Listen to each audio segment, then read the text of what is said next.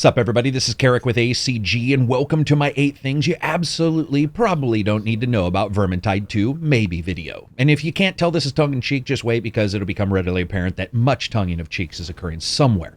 Also, thanks to Advanced Gaming for the idea to do this video. So if you're mad I had fun filming a video on Friday, you know who to direct it at, because we all know free videos you could skip are inherently bad. And without further ado, here are 8 things you absolutely probably don't need to know about Vermintide 2 maybe.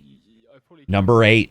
Legs. Everyone has them. Now this is good. For some reason I thought there was a high chance at least one of the characters didn't have legs, especially once you saw the door footage the first time. Because let's be honest, the first time you see it, it looks like they rivet bolted a set of tank tracks from Johnny 5 to his torso and sent him out into the world to wreak havoc with sharp weapons. And I think it comes as no surprise that spending the entire day nuzzled up next to someone else's ballsack, the dwarf is pissed most of the game. So yeah, Vermintide 2, it's got legs. Number 7. A story. Warhammer Vermintide 2 tells a story loosely based on the Games Workshop Warhammer universe. Now I say loosely only because absolutely no dwarves are this bad at killing enemies in the game world, and even if it's called a grim world, a perilous adventure, at least someone sees success sometimes, which is approximately 100% more often than we did this morning while playing it. Number 6. Difficulty settings.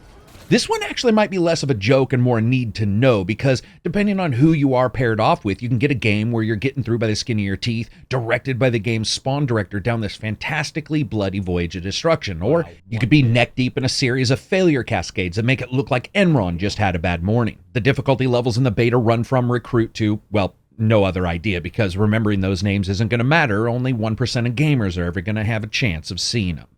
Number 5. A dude in a castle, or the keep, or the fortification, or whatever you're in, whatever it may be called. That might be the most important bit of knowledge you don't need to know about Vermintide 2. There's a dude inside the keep, and you can click on him to talk, and then he tells you, go away and do something else, and asks, why are you still here? This is important because you may ask yourself the same question when it comes to why you're watching this video.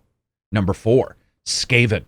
Now, someone may think, it's Vermintide 2. How could it not have Skaven? That's like saying Halo. How could it have the Master Chief Collection? But here we are. So yeah, Skavens are in, and they're nasty, homicidal, and bloodthirsty as ever before. Skaven are Ratmen, by the way, for those of you guys who don't know, but Ratmen was too descriptive to Games Workshop, so they mixed the words ska and ven together, and it worked out fine since then.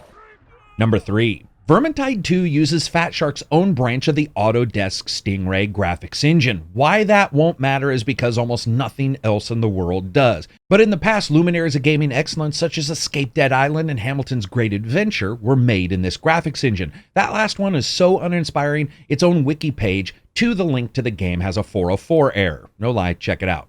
Number 2.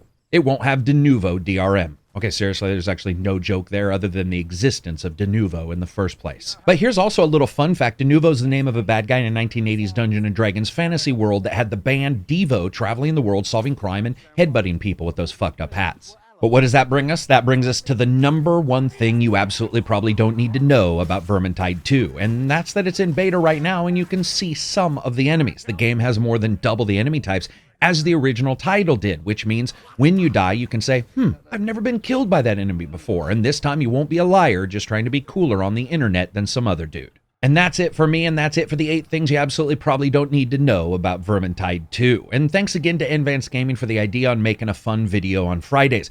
And of course, one more reminder that this is actually no reflection on my thoughts of the beta so far.